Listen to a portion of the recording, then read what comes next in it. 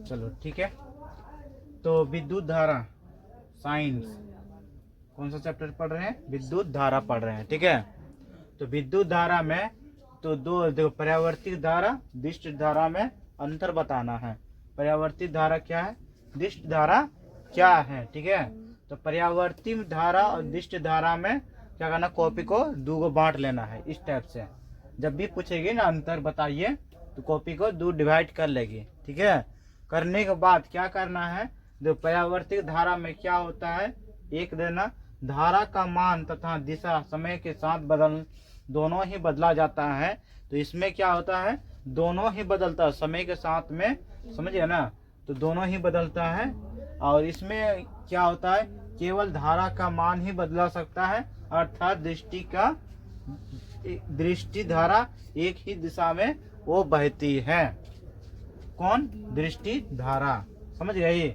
और 2 नंबर में है, परावर्तित धारा के 2 नंबर में है, इसे आसानी से उत्पन्न किया जा सकता है। परावर्तित धारा में कोई भी चीज को आसानी से उत्पन्न किया जा सकता है।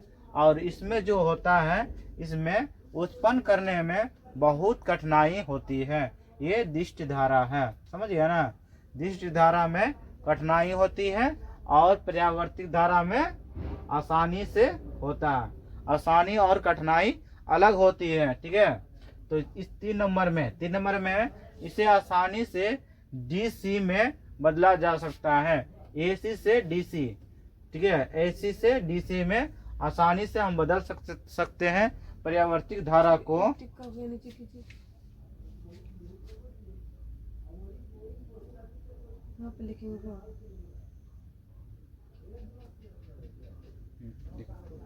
तो समझ गई क्या करना है, इधर का आसानी रहे आ जाएगी तो इधर क्या करना है, कठिनाई लिख देना है।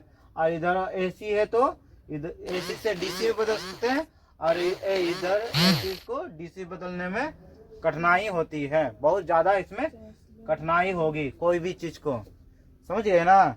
तो इसी को कहते हैं परावर्तित धारा और इधर दिष्ट धारा। तो समझ गई क्या क्या समझाए, समझ में आई ना?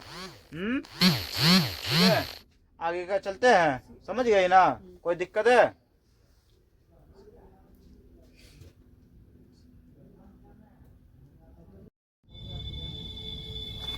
चलो ठीक है, आ जाओ।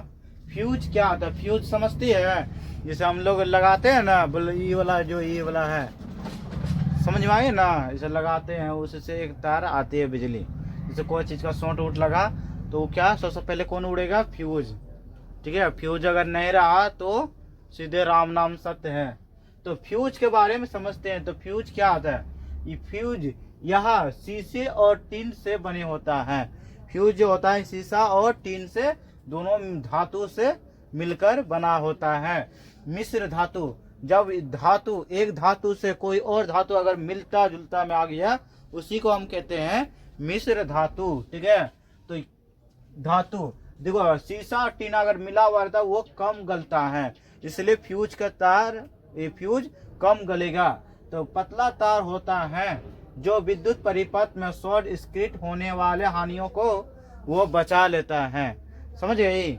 इसलिए जहाँ कुछ शॉर्ट हुआ तुरंत फ्यूज उड़ गई, ठीक है। लाभ, विद्युत परिपथ में शॉर्ट सर्किट होने पर वह स्वयं पिघल जाता है, मतलब वो कट जाता है, पिघलने का मतलब कट जाता है, जिससे तारों तथा विद्युत उपकरणों की कोई हानि नहीं पहुंचाता है। हानि होने के कारण वो पहले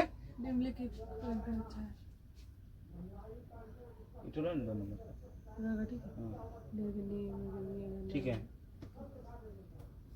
तो समझ गए ना, इसलिए फ्यूज से क्या क्या होता है, क्या ना होता है, समझिए। कुछ भी आ सकते है क्वेश्चन में, लेकिन आंसर यही भरना है। तो समझ गए ना, कोई दिक्कत है? ठीक है, तो अभी लिख लिए पूरा। तो इसको क्या करेगी, याद करके 8 बजे वाला, 8 बजे जो पढ़ाएंगे, 8 बजे मैथ चलेगी, ठीक है। मैथ पढ़ाएंगे, फिर डबल कोचिंग, जब तक तुम्हारा एग्जाम ना हो जाए कंप्लीट, तब तक तुम डबलिंग करते रहना, ठीक है।